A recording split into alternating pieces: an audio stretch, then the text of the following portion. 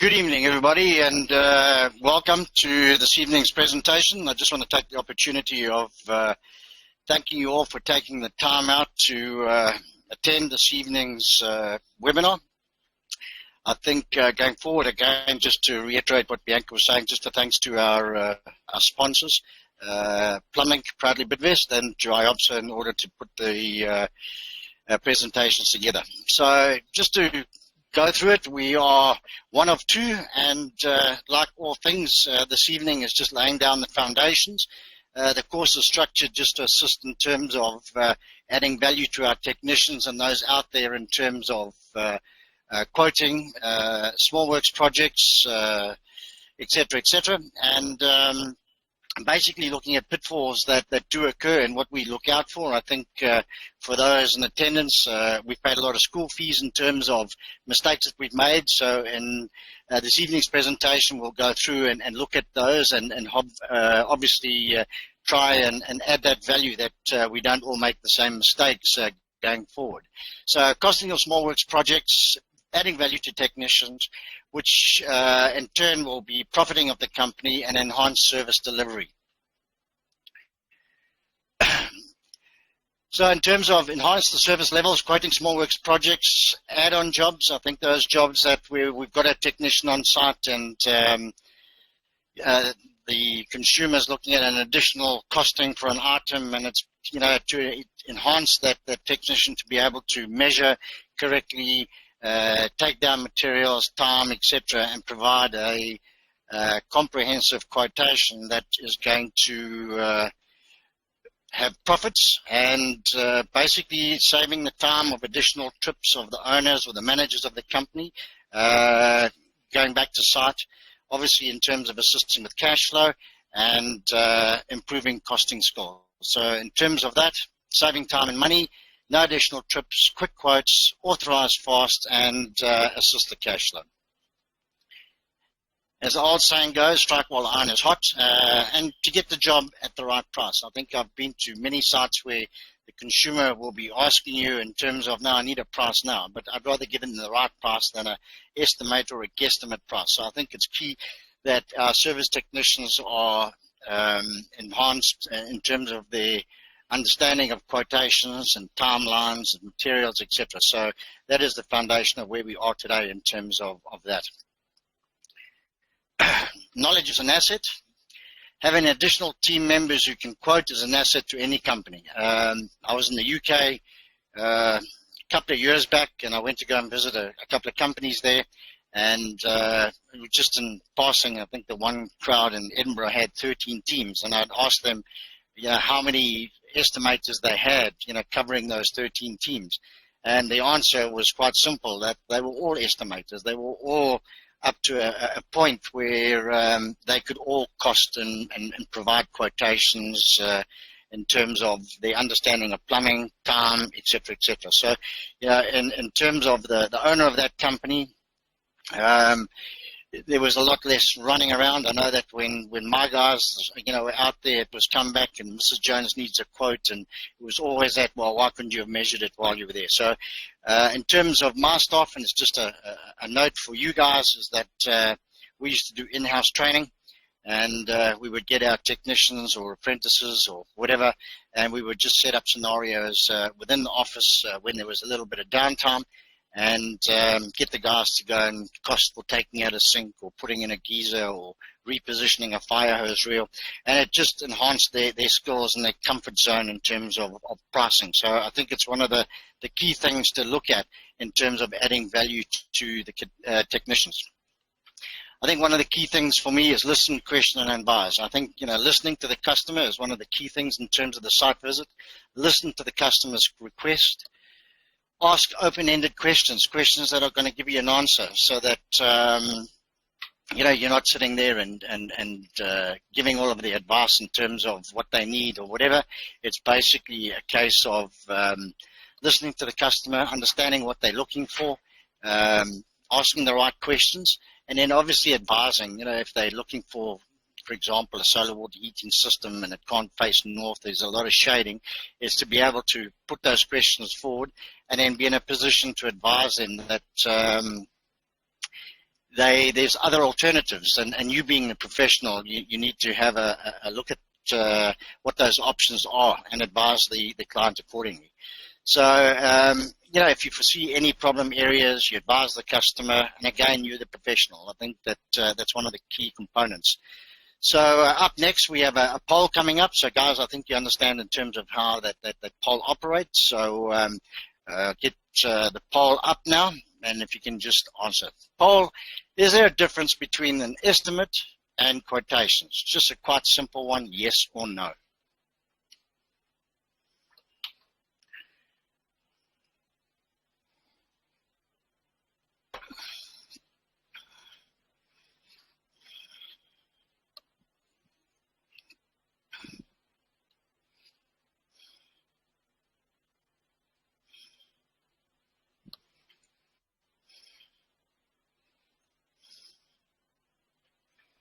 Right, those poll results are coming up. 100% yes, wonderful. I tell you what, I think we should just close up now, and we've got a good attendance and understanding of where it goes. In the last one that we had, in terms of that, it was spread, in terms of the answers, and it's just one of those foundation questions just to ask, is there a difference between an estimate and a quotation? And most certainly that there is. All right. Years ago, there was a couple of guys that were out there and trying to enhance their work, and they would provide, where they were asked for a quotation, they would provide an estimate. It would be very clearly at the top of the document that they presented to the client was an estimate, and they were certainly lower in terms of the additional costs that were given by quotations, and through the consumer not understanding the difference between an estimated cost and a fixed quotation, they would accept that estimate, and then at the end of the job get provided with an invoice that was more than what their highest price had been in terms of the quotation. So again, it's just one of those things that, an estimate is a variable. You're giving an estimated cost of what that is not a fixed price in terms of a quotation. So well done, guys. Thank you very much for that. So in terms of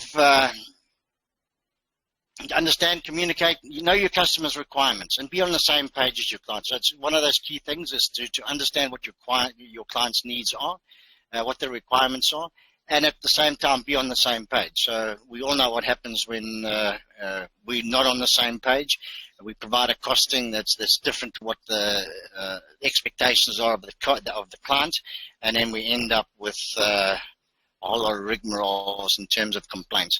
So covering all your bases and cover yourself. I think it's one of the key things that I've found.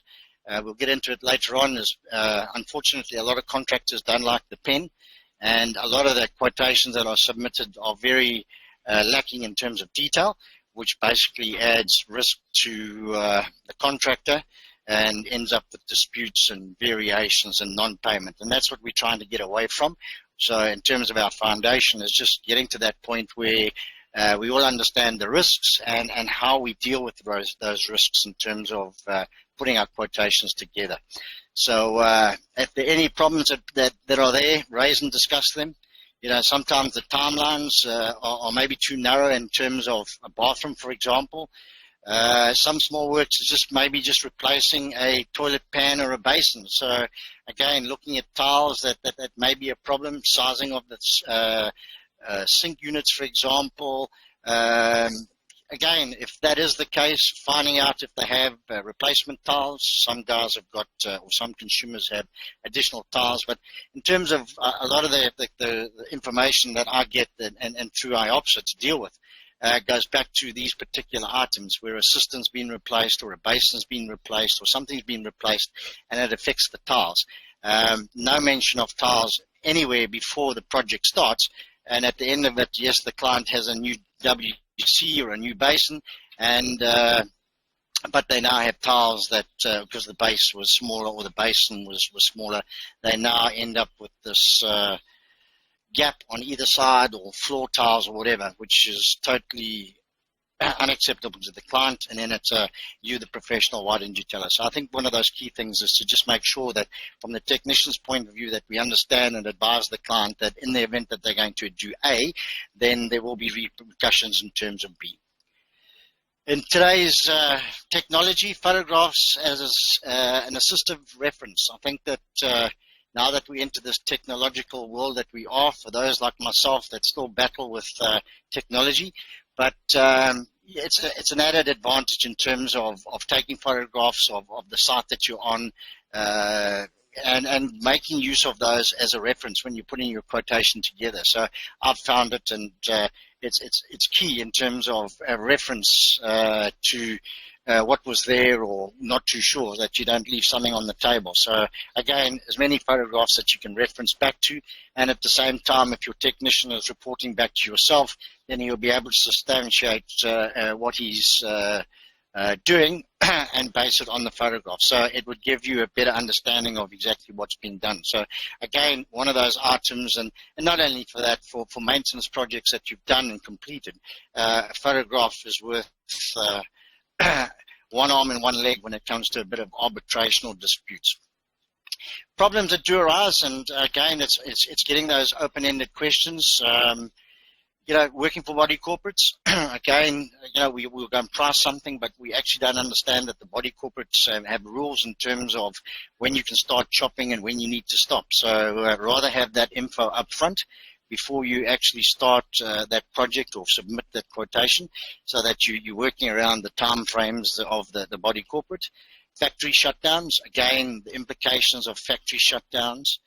Looking at the material availability, weather impact if you're outside or where you're going to be operating. Health and safety is one of those key items that a lot of the smaller guys don't take into consideration when going to factories or large blocks, in terms of tool inspections, induction courses, etc., etc. And then in terms of the retail sector, shopping centers, having a look at a lot of those projects that are possibly done in the evenings, just to minimize disruptions in terms of the stores. And these are all questions that need to be asked prior to submitting that quotation. Obviously, you want to cover all of those scenarios and make sure that you've taken into account any lost hours or time spent in induction courses or health and safety meetings, tool inspection. So again, it's just those open-ended questions that we need to ask, have that information, and make sure that we price accordingly. In terms of site measure, again, including Sundry and main, for me, and in terms of what I utilize in terms of, for example, a geyser replacement, it's looking at the compliance. It's just a take out and install, but looking at the compliance of the system, the current system that's there, and obviously looking at items. And I categorically put them from the geyser to the pressure control valve, timber, everything, so that I have a standard template that I would use in terms of that, looking if the system's balanced, valves, accessibility. For bathrooms, again, patching. If you're putting in a bath, one of the key components is that when that bath is complete, a lot of contractors don't allow to build in that bath or put access panels in, and it's something that drops off the table, in that the builder hasn't allowed for it, and you as the plumber, you've installed the bath and you've supported it, and you're under the impression that somebody else is going to build it in, prep it for tiling. So again, just making sure that we cover those bases. And just a tip in terms of putting the bath in, if you're not actually building it in and it's outside of your scope of works, is to get somebody to hand that over to. So going in and ensuring that it's level and it's installed at the correct heights, that it's level, photographs, and signed off. We had a dispute a couple of years back where the plumber had installed the bath and it was all fine, but when the builder came in to brick it up, rather than cut a brick, he just raised it slightly, and when the plumber got back, the tiling and everything else was all out of level, and it became a huge dispute in terms of who was responsible for what. So again, just one of those things to ensure that if you are doing it and you're not responsible for the bricking up, make sure that you get it signed off. Sewers and water mains, again, one of the biggest disputes that come through is paving and tarmac and concrete patching. We all provide a cost per hour or a quotation to repair works, but when it comes to the patching, the plumber's left, gone off site, and the invoice has been sent off, and the client doesn't want to pay, and then it gets back to but who's doing the paving or the replacement of the paving or the tarmac or the concrete or rubble removal, patching, all of these type of things that need to be done, all excluded in terms of the quotation. So again, it goes back to the power of the pen to make sure that we've covered all those bases, that, in the event that this does come about, you can make reference back to your quotation saying it very clearly states that you haven't allowed for paving or tarmac or concrete or rubble removal. In terms of excavation, looking at your shoring, accessibility and depths and types of material. So again, it's one of those things just to make sure that depending on the depths and where you are, is to understand the materials and where you are in terms of pickable soil or shoring that you need to do. In terms of double handling, it's one of those key items that when you're working in some of the units where they're very close and back to back, it's actually getting that material out. The space in terms of the excavation and the removal of the excavated material becomes double handling. So just to have a look at and make sure that those things are covered. So discuss these and include them in your quote. Make sure that you cover all your bases. Right, B, we're going to go up onto an additional quote, so our second poll of the evening. If you could get that up for us, thanks.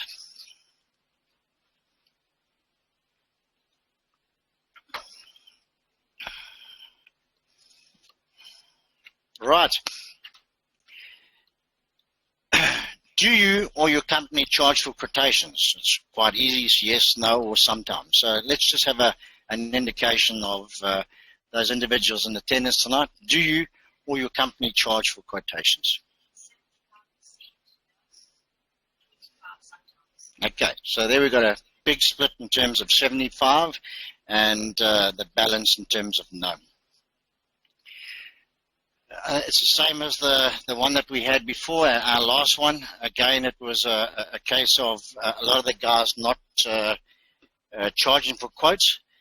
Bianca, could we... Yeah.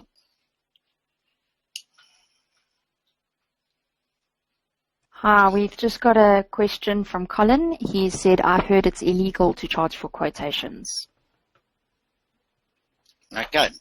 In terms of the Consumer Protection Act, it states very clearly that you can't charge for a quotation. However, investigative work, etc., etc. So if you were called out to site and somebody had a burst pipe and they were asking you to quote to fix it, that would not be in terms of a quotation. There's investigative work that actually needs to be done in terms of that. So a lot of companies, in terms of the last one that we had, some do, but it's not a quotation, it's a service call. You're going out to site, you're providing the service, and that cost can be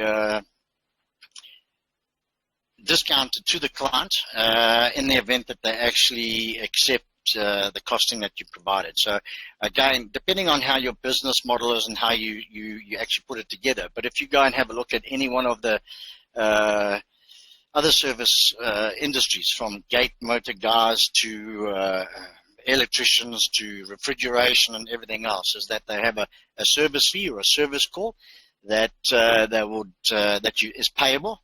And then they would come out to site and then measure up or give you a costing in terms of what that is. So in terms of that, if you cover yourself and go and have a look at the Consumer Protection Act, you can certainly charge or cost for those service calls that you've gone at.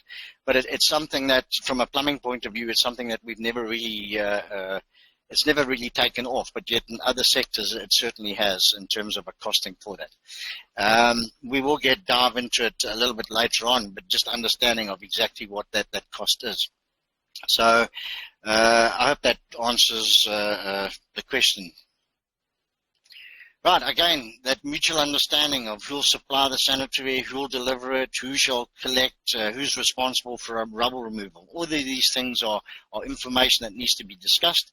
It won't be the first or the last time that the client decides to supply the sandware, and then you're expected to run around wherever you are to go and collect it, and again at a cost to yourself. So just to make sure that you've got an understanding of where that is and who's responsible for that rubble. I think bearing in mind that, we might sort of look at it and say, are we being a little bit pedantic? But, again, we're looking at you're running a business. It's not a delivery service, and there's a cost to that. So running around and picking up and dropping off basically takes you away from what you're in business for, is to make money. So, but if it's agreed and discussed up front in terms of the costing, then there's no problem because you basically allowed for that. Lack of information, again, we'll touch on a couple of items later on, and it was very interesting in terms of the response that we had from our last one, and I'm certainly hoping that we get the same thing in terms of that. But lack of information creates misunderstanding. So you cover the scope of work, detail your quotations, create client awareness, and try and prevent wherever possible disputes. So again, in terms of disputes, in my experience, and has always come basically down to not enough detail or limited detail in terms of what that costing is. And from an ops point of view, or from my position is trying to resolve any sort of disputes that arise between contractors, and that information that you have is so limited, and the costings are so varied or ambiguous in terms of the scope of work. So again, from my side of things, as much detail as possible, but we do have a poll that we touch on later on in terms of that. But again, most of the problems I've experienced in terms of quotations, the lack of information provided, and in most cases when requested to arbitrate in terms of settling a dispute, is that in the large majority of cases, the details are just not there. However, the client is actually more armed than what the contractor is. They've kept notes and details and SMSs, and so when you go in there, the client is well armed, and the plumber or the contractor has very little in terms of information, or even in terms of variations. I mean, if we've all done a job and there's a variation order, I mean, very clearly in terms of our quotations, that our cost that is covered in your quotation, what that cost would be in terms of your markup materials and everything else. So it's to make sure that those variations are covered, and that's not to be done at the end of the job. I think it's to get the confirmation. A lot of contractors will wait for the professional team or the owner, but I think it's up to us to take the lead in terms of that. And again, this just prevents disputes. And in terms of variation orders that are going to be held over until the project is complete, depending on the size of the contract or the project, if it's a month or 2 months, and then you come up with what's outstanding in terms of what the original costing was, and then you provide them with X, Y, Z in terms of variations. Invariably, the variations cause a delay.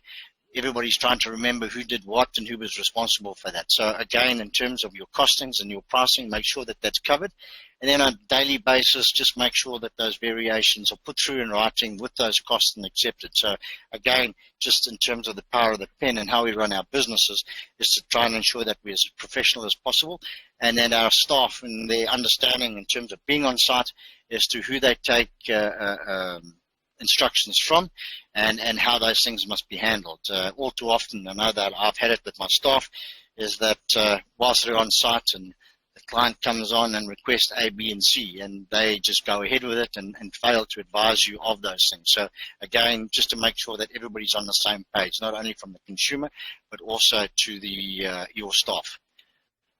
Steve, I just need to pop in with 2 questions here. Colin says, no, I don't charge for the quote, but if they call me in on a Saturday to come and quote, and I'm on standby, so I would charge it to get out there. That's the first one.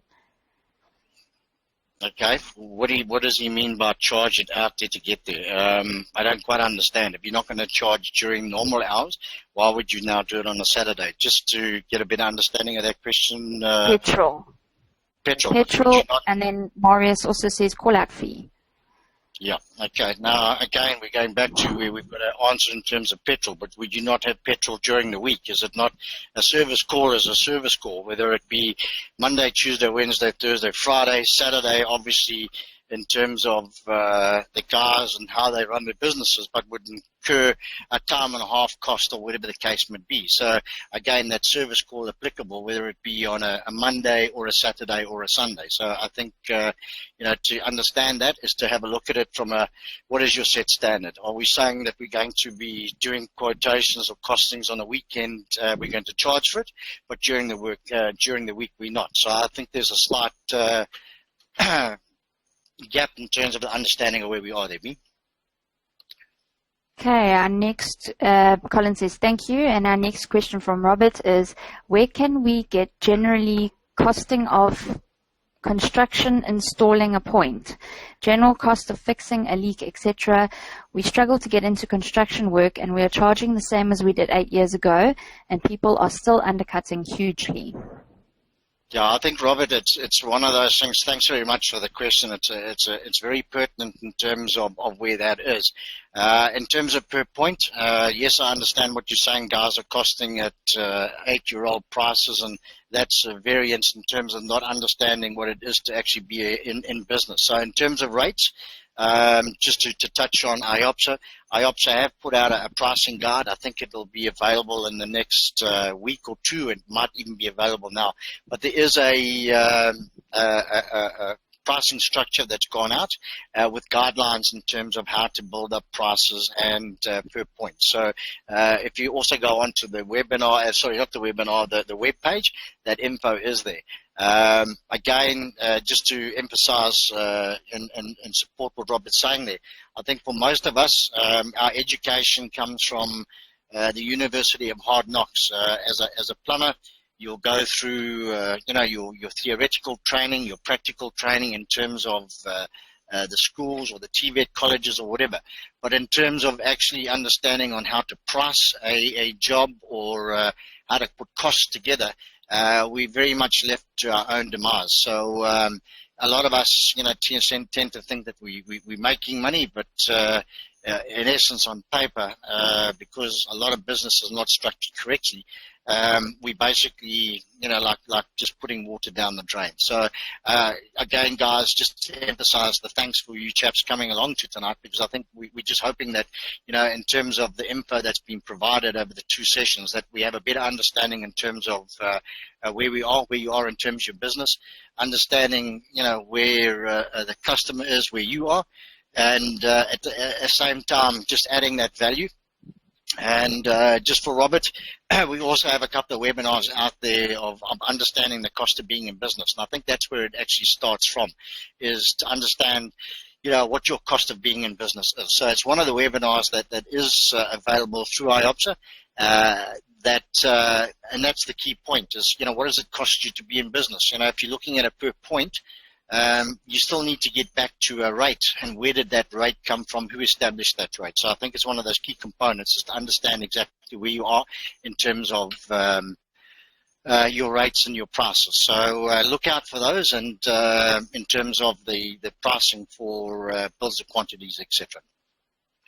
All right, educate the consumer, empower them to ask questions, and cross-examine competition. I think we'll go back into a couple of info, but our next one coming up is going to be another poll. So again, it's looking at your pricing structure, your quotations that you submit. So guys, I'm going to bring up the next poll, and again, these are not difficult. It just gives us a good understanding and a basis of where we are in terms of the plumbing sector.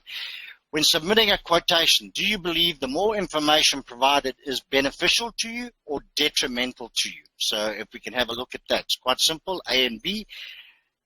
When submitting a quotation, do you believe the more information provided is beneficial or detrimental?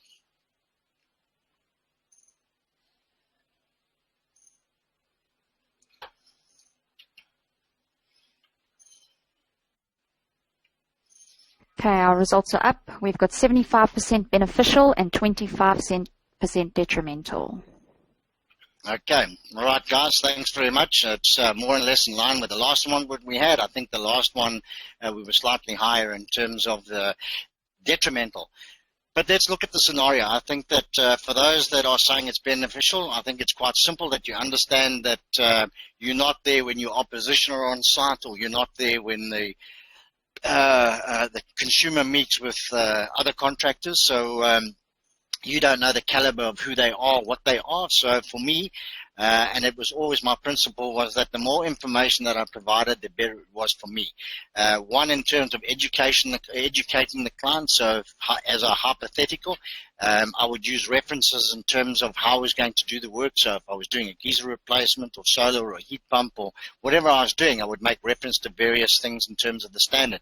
And it's not to educate the client as to for them to understand what the standard is, but it would be to ask the question of the other contractors: are you installing this geyser according to this? Are you doing this? So for me, that was the way to go. When we get to the end of this, you'll see the detail that we go into in terms of providing a quotation. But for me, the details there: what I'm doing, what I'm not doing, what I'm allowed for, what I haven't allowed for, time frame, materials, everything else, how it's going to be supported. There's a lot of guys out there, and as I said earlier, it was higher in the last webinar that we did, that felt that the least amount of information that they provided was better for them, in that they couldn't get comparison prices in terms of what their quotes were or whatever. So to me, and it's my personal opinion, you guys are certainly quite entitled to your own. But I think in terms of disputes, arbitrations, issues that come up, you'll find that the least amount of information provided to the client, you will end up on the lower end of the stick. As an example, I was asked to intervene in a bit of a discussion that came up. The plumber had provided a quotation to replace polycop pipe in the roof. So his quotation, quite simple, was the name and the address of the client, and it was to replace all polycop in the ceiling. 3 months later, the client got a burst pipe, called out the plumber, and he refused to come. So they then got out another contractor who came out to site, and in climbing into the roof space and with all the damage, found that there was a burst pipe on a polycop line going to one of the bathrooms. And the dispute came up with, what do you think that was? The first plumber had quoted to replace all the polycop pipe in the ceiling. Second plumber goes up and finds that the polycop pipe was still up there, and it was a considerable amount of polycop. But when asked, he said, no, it was all of 1 meter. So that's the type of hole that you start digging for yourself in terms of providing a lack of detail. I've had others where a bathroom renovation included all the first fix, removal of items and everything else, and the plumber moved off site and didn't install the sandware, but came back and said no, his quotation didn't mention anything about sandware. Now let's look at the logic. What would the logic be in reasonable man syndrome? You know, if you're removing something, unless there was nothing to the consumer that he wasn't actually going to put the WC or the basins in. So again, for me, emphasize in terms of the detail. Don't skip it. Include what you're doing, what you're not doing. So thanks, guys, for that poll. And again, interesting reading in terms of where we're going. Spelling, something that I don't do very well. That's why my spell check is about the most used item in terms of my phone and everything else, and always check. And I certainly didn't spell the check that way, but I'll receive as many as we can get. But again, in terms of presentation, if you're as pedantic as I am with regards to spelling, no matter how much information you have in terms of that, if you can't spell, again, it's that impression that the client has of the caliber of the individual. So not a lot of us can, well, not me anyway, but again, it's looking at it. Look at it from your point of view. If you received a costing from the air conditioning guy or the electrician or the gate guy and he couldn't spell or whatever, how would you equate that? A lot of people would equate that back to, geez, the oak can't spell. How the hell is he going to install this? So again, there's that cross-reference in terms of the two. So again, making sure that you're spelling and understanding. And if you're like me and it's a big word, try and find a shorter word that basically says the same. Terms and conditions. Again, something that's out there. Do you have terms and conditions? Are you going to have do you require a deposit? When is it going to be paid? Will the project be paid on completion? Acceptance and deposit slips. So all of these type of things are items that you need to ensure are covered up front in terms of deposits, etc. There's been a lot of talk about is it right to receive a deposit? If you've submitted a quotation for 20 grand or 30 grand or 40 grand. Is it the right thing to ask for a deposit? There's been talk on radios and various parties that say no, that there shouldn't be a deposit required. The company should be able to carry the costs of all of that without asking a deposit. Well, again, for me, that goes back to from the consumer side of things, but as many consumers have been taken, I can assure you there's been a hell of a lot of contractors that have actually been taken in terms of non-payment, etc., on completion of works or whatever. So again, just make sure that your terms and conditions are right in terms of the project that you're doing. So key in terms of that, quote on time. Again, I don't know how many of you guys have been in that position, but you phone the client up 2 weeks later and you say, oh, we're just following up in terms of our quote, looking at our work schedule for the following month. Have you made any decisions? And they say, no, we're still waiting for quotes. Well, again, they would just tell you, if you can't quote on time, what guarantee do they have that you're actually going to do the work? So your quote should be delivered when you say it will be. Having a client wait for a quote or having continuously call requesting quotations will not bode well for you, as the question will soon be, if you can't quote it, can you actually do it? So again, it's in terms of our customer care, and we go back, is that, put yourself in the client's position. If you were a client and you were waiting for somebody to give you a quote on your car or your electric gate or whatever, would that be acceptable to do? So again, we're all customers at some time, so just make sure that we cover that place. Again, supplying the right price.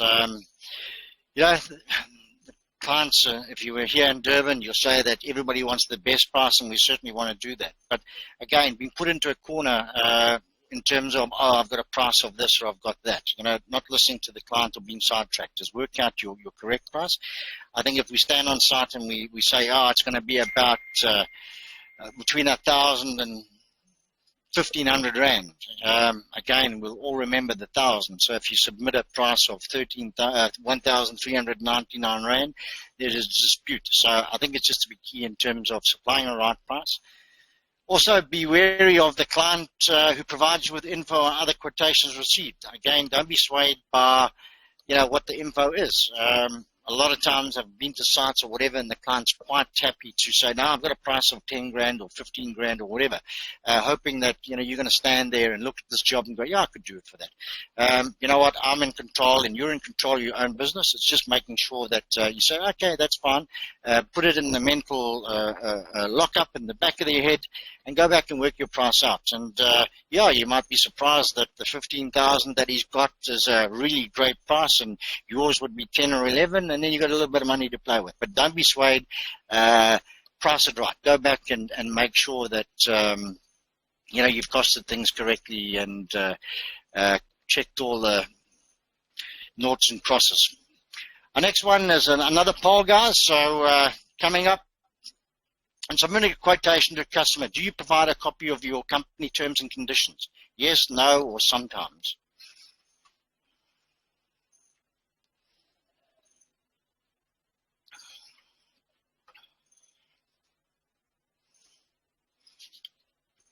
Okay, we've got 100% of the votes in. We're going to share the results now on your screen.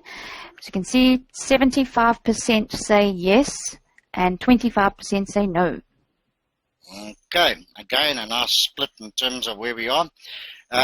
B, one of the guys that said no, could we unmute them and just get an answer as to why they don't provide those terms and conditions? Anybody want to put their hand up and just talk for a couple of minutes? Anybody out there? If you guys could just raise your hand, the person who said no. There we go. Let me unmute you, Robert. Hi, Robert. Can you just tell us why you don't submit a copy of terms and conditions? Any indication as to why you don't do that? Because I don't have terms and conditions. Okay, quite simple. Fair comment, Robert. Okay. All right. Well, look, I think, again, just to emphasize, thanks for that, Robert. Bianca, if we can just unmute Robert again. Right. I think the key thing is that, your terms and conditions are very important in terms of your quotation. The two of them go hand in hand. So, the client needs to be aware of what your terms and conditions are. So you may have submitted a the price, but your terms and conditions are not there in terms of how you want to be paid, when you're going to start the job, whose responsibility is everything else. So those whole terms and conditions that you have are as important as what that quotation is, because when the client signs the quotation and your terms and conditions, they're bound by that. To give you an example, in KZN, we had an issue where the quotation submitted to the client was actually signed and sent back. The terms and conditions of the company weren't, and it was one of those sort of quick jobs. The guy had paid his deposit and off they went. But when it came to dispute, the client made no reference or accepted anything in terms of the terms and conditions that were there. And these were very specific in terms of the groundworks. The guys were replacing and doing a soak pit. So the terms and conditions of the company were very clear that in the event that there were any hidden things like pipes or cables or whatever that would affect the price, that they would advise the client accordingly. So they had set the parameters in terms of installing the KTEC tanks in the specified position, and the terms and conditions made very clear that in the event that there was subterranean water or anything that would affect the pricing, would be advised to the client in writing, and a cost, if there was any cost implications, it would then be priced. So again, when the dispute came up, it was a huge issue. The plumber had said, well, he accepted my price, therefore he must accept my terms and conditions. But the two of them were two separate documents, and the one in terms of the quotation was signed, but the terms and conditions weren't.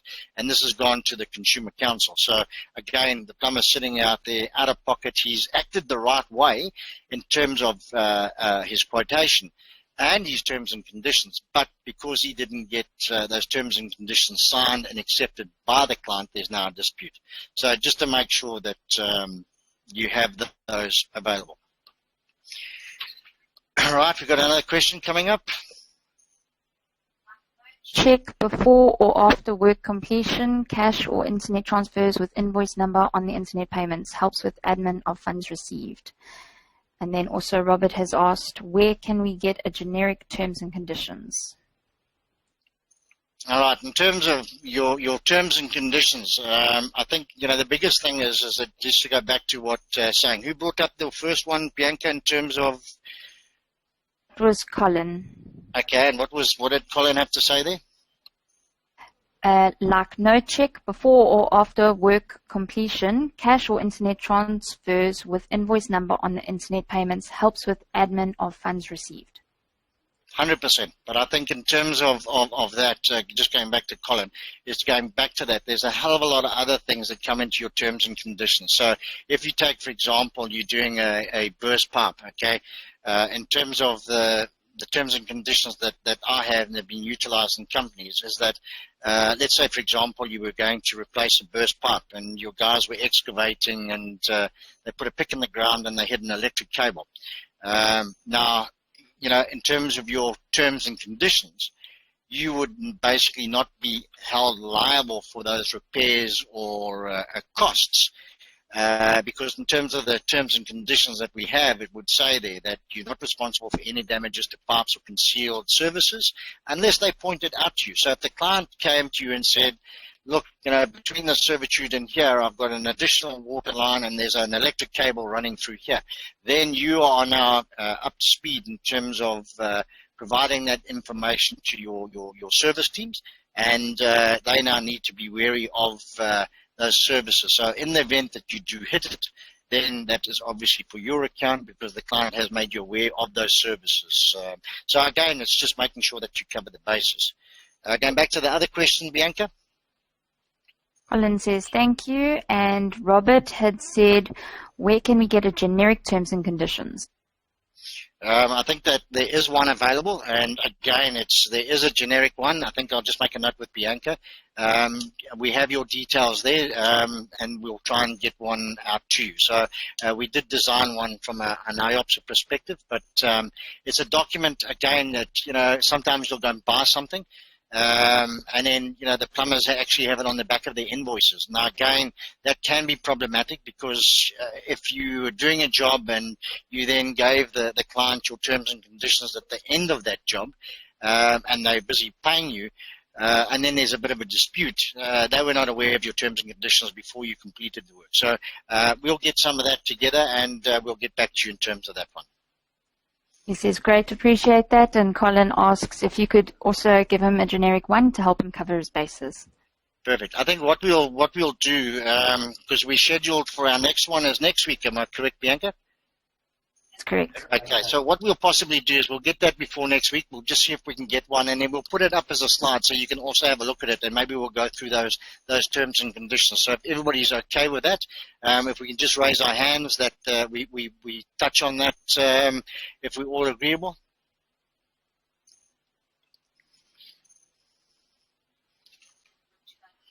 Okay, all right. All right, then the other one that we've got, and we're just getting through here, be wary of false promises. You'll get all my work. I think, it's to be careful of those clients that put bait in the waters. When we all go fishing, they want the best price. They want everything. They'll tell you anything that you want to hear to get a good price. And I think that for me, again, I'm in business to make money, and yeah, I certainly was swayed right in the beginning and very early in my career as a plumber or a businessman, is that, you'll have those clients that, I've got 5 buildings, I've got this, and I know somebody that needs this. And again, we go in and we cut the backside out of our price just to get this work. And I've learned through the University of Hard Knocks that that's not the case. Be careful of basically false promises, and it's that same old thing. Sharpen your pencil and you get all my work. So just make sure that again, you're not swayed by that. When business is bad, you don't need bad business. And take that as you see yourself and everything else. In terms of presentation, and again, guys, these are just items that we're laying the foundation in terms of our pricing and everything else. So I just hope that you're getting into it and you're not getting all of these prices up there.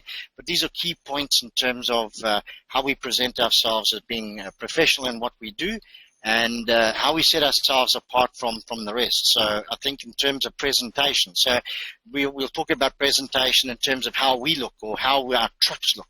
But if you were submitting a price to a body corporate or a old age home or wherever you were, and they had called for 5 other prices, you're not there in front of those individuals. So how do you set yourself apart from the rest? So again, one of the key things is spelling, that you hope your opposition can't spell. But in terms of your presentation, how are you going to make that any different in terms of creating awareness of your company? And just as an idea, we used to have a folder, and that folder, for jobs that were basically over a certain amount, and we would put our presentation in there.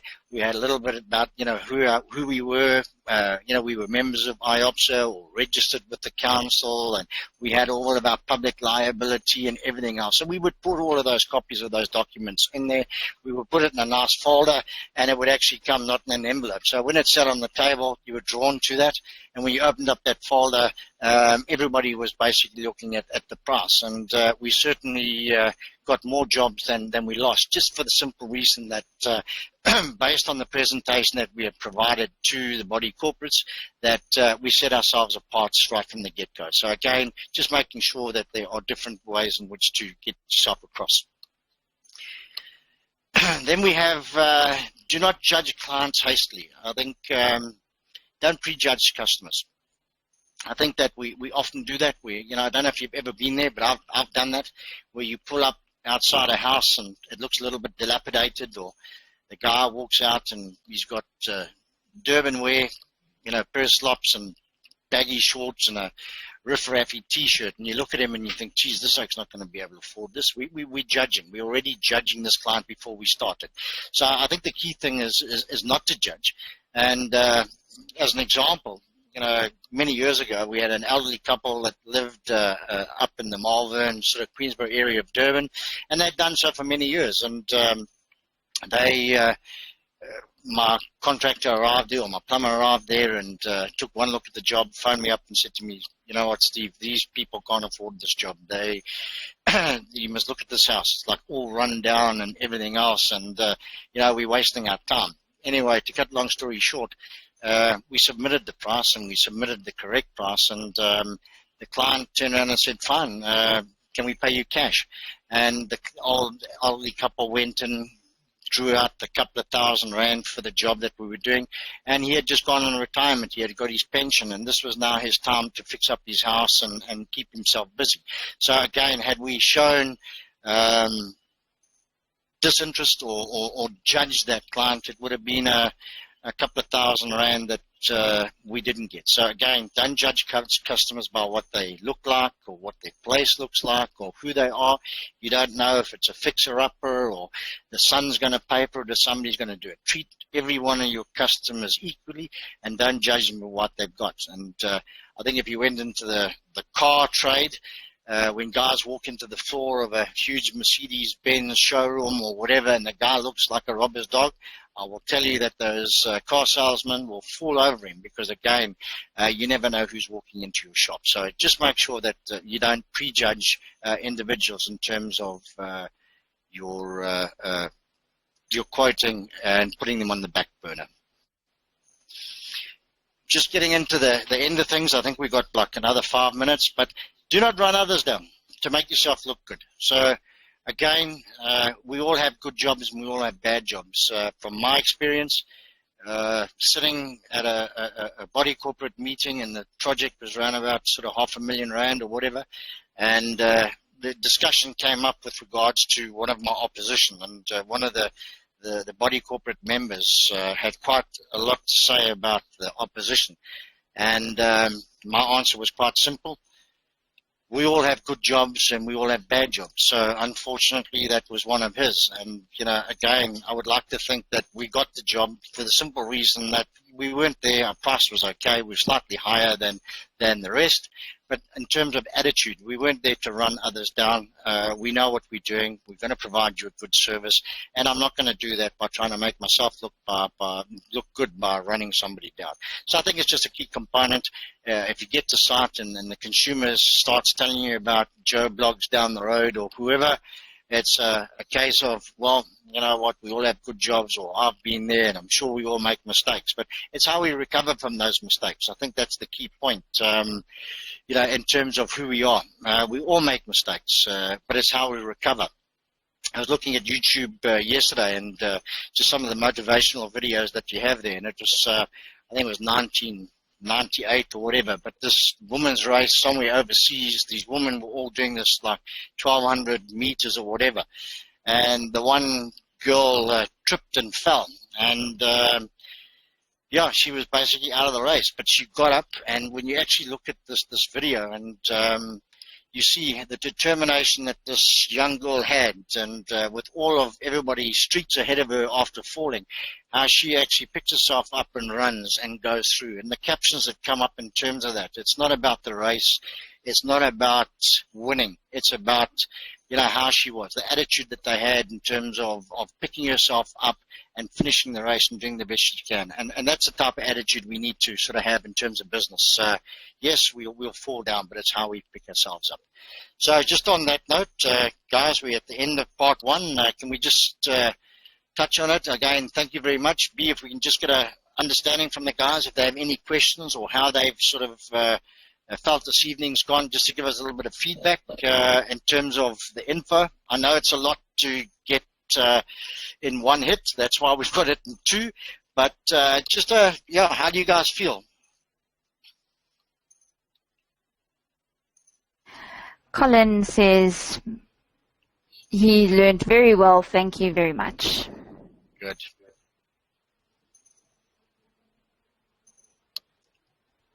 All right, everybody else, just want to thank you very much. I think we're scheduled for next week. Bianca, what day are we next week? We are on the 12th, and we've got another one in from Robert saying, was good, thank you. Looking forward to the info. And Marius says, lekker, good info now for Clip Drift Premium. Thanks, Steve. All right, Marius, thank you very much. Guys, again, if there's any questions that you can think of just before we close up, if there's anything that you can think of now that you go back and you've had that clippies and you've sat down and relaxed, have those questions ready so when we kick off next week that we'll have those answers, and we'll get the terms and conditions up on a slide that we can discuss a little bit more in terms of detail. And then going forward, we'll start looking at the costings and markups of certain jobs. And to Robert and Colin, you'll see that we do have a couple of per point things in terms of geysers and things. So we'll get into that costing. But tonight's one is basically laying that foundation that when we are putting these costs together, that we actually cost and allow for all of those items that are going to affect the job, whether it be in a plus or a negative. So thank you very much, guys, for this evening. I really appreciate your time. Thank you to Bianca, to Plumlink, Proudly Best Vest for their support for this evening. I just want to thank you guys for everything that you've done. Take care and have a great evening. Thank you.